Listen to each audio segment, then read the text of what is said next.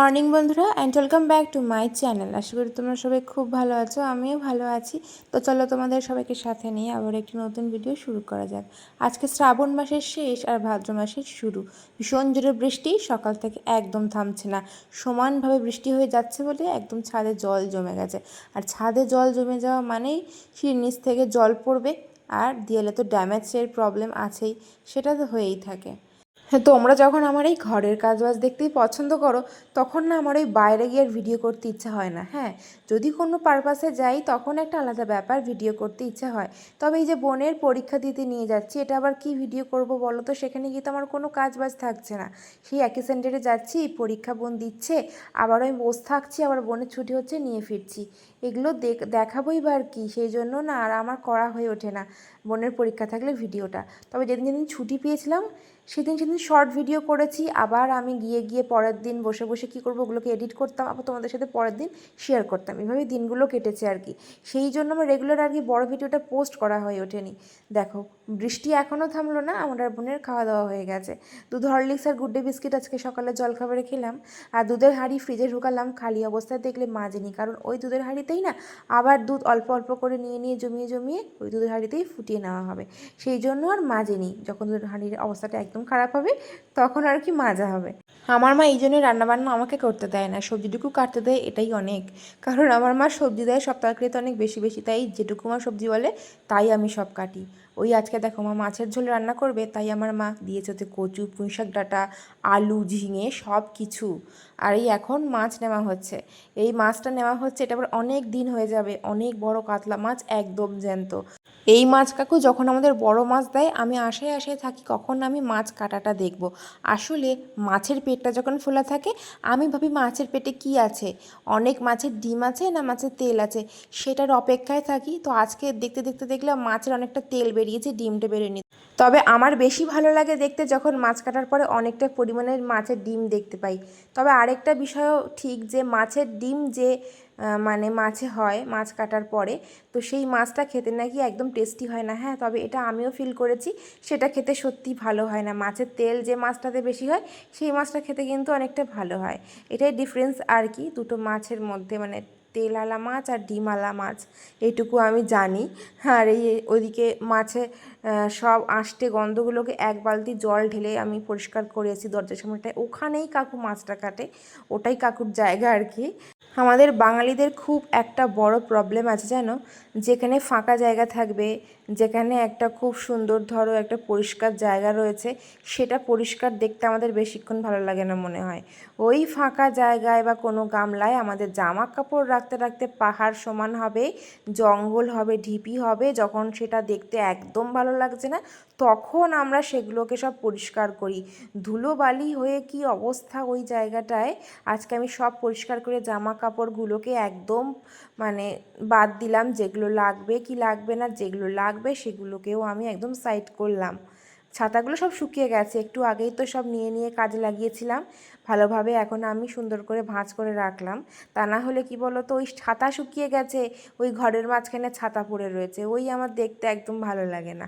আর সিঁড়ির নিচ থেকে তো অলরেডি জল পড়ছে বলে একটা কাপড় দিয়ে দিলাম, তা না হলে ওই জল কতটা দূর এগিয়ে যায় ঘরের মাঝখান থেকে জানো। জামা কাপড় অল্প থাক কিন্তু গোছানো থাক, এটাই না আমার মনে হয়। তো ওই যা ছিল সব আলনাতে গোছালাম আর গামলাতে ঢোকালাম। আর অল্প জামা কাপড় হলে সত্যিই সুবিধা, গোছাতে অনেক সময় কম লাগে আর রাখতেও সুবিধা হয়। একটা চিরুনিকে আমি সাবান জলে ভিজিয়ে রেখেছিলাম, সেটাকেই পরিষ্কার করে নিলাম। শ্রাবণ মাসের শেষ, চুড়িগুলোকে খুলে দিতে হবে। খুব মায়া লাগছিল যে একটা মাস ছিল এই হাতে চুড়িগুলো, আর দেখো চুড়িটা খোলার পরে হাতটা কীরকম ফাঁকা ফাঁকা লাগছে, দেখতে একদম ভালো লাগছে না। কদিন ধরে না চুড়ি পরা হাতটা দেখতে দেখতে খুব বেশি অভ্যস্ত হয়ে পড়েছিলাম, তো আবারও না দেখতে দেখতে অভ্যাস করতে হবে, কিছু করার নেই। সবসময় তো চুড়ি পরে থাকতে পারবো না, তাই না? সারাদিন ঝনঝন করে আওয়াজ হতো জানো। যাই হোক, তো স্নান টান করে দুপুরে খাওয়া দাওয়া কমপ্লিট করেছিলাম, ওই আমড়ার চাটনি হয়েছিল আর মাছের ঝোলটা হয়েছিল। তো এই আবার সন্ধ্যেবেলায় তোমাদের সঙ্গে দেখা হচ্ছে। এখন বাজে 7:30 মতন, এক্ষুনি রান্নাঘরে ঢুকতে হবে, বড়সড় কাজ রয়েছে একটা। এই দেখো চিকেন রয়েছে একটু, সেদিনকে বিরিয়ানির ভিডিওটা তোমাদের সঙ্গে শেয়ার করেছিলাম শর্টসে, তোমরা নিশ্চয়ই অনেকে দেখেছো। তো ওই বিরিয়ানির মাংস থেকে সলিড পিসগুলো রেখে দিয়েছিলাম, ওটা দিয়েই করবো আজকের এই জিনিসটা, মানে এই চাউমিন করব, তো এই জন্য আর কি এটাকে থালায় ঢেলে এলাম রান্নাঘর থেকে। এখন এসেছি একটু খেতে, খুব জোরে খিদে পাচ্ছিলো, ভেবেছিলাম খাবো না কিছু, তো ওই এখন ভাবলাম থাকাই যাবে না, খিদে পেয়েছে, সেই জন্য আর কি এই খাচ্ছি মামা ভুজিয়া। 1 টাকা করে খাবার আজও পাওয়া যায়, এটা ভাবলেই শান্তি। আর সেটা খেতে যদি টেস্টি হয় তাহলে তো আর কিছু বলারই নেই।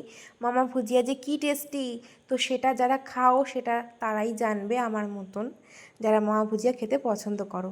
আজকের এই কাজটা আমার দায়িত্বেই আছে, মানে এটা আমিই করি যখন এই খাবারটা আমি বানাই। আজকের একটু বানাবো চিকেন চাউমিন, এটা আমার মা খেতে ভীষণ ভালোবাসে, সেভাবে করব যাতে হেলদি হয় মানে খাওয়াটা আর কি, তেল মশলা বেশি না দিয়ে। আর শুধু চাউমিন সেদ্ধটা আমি পারি না, তাছাড়া সবটা করে নিতে পারি। চাউমিন সেদ্ধটা করতে আমার মাও আগে পারতো না, তবে সবসময় সবাই তো আর একই পরিস্থিতিতে থাকে না, আস্তে আস্তে সব শিখেই যায়। তবে বুঝতে পারছি না আমি কেন পাচ্ছি না এখনও, আমি কিছুতেই পেরে উঠছি না, আন্দাজটাই বুঝি না, চাউমিনটা জড়িয়ে যায়। একদিন মা আমাকে চাউমিনটা করতে দিয়েছিল, আর আমি কী করেছি জানো, চাউমিনটা ঠিক জড়িয়ে দিয়েছি, মা আমাকে যেভাবে বললো উল্টোটা হয়ে গেল, আমি পারলামই না কিছুতে।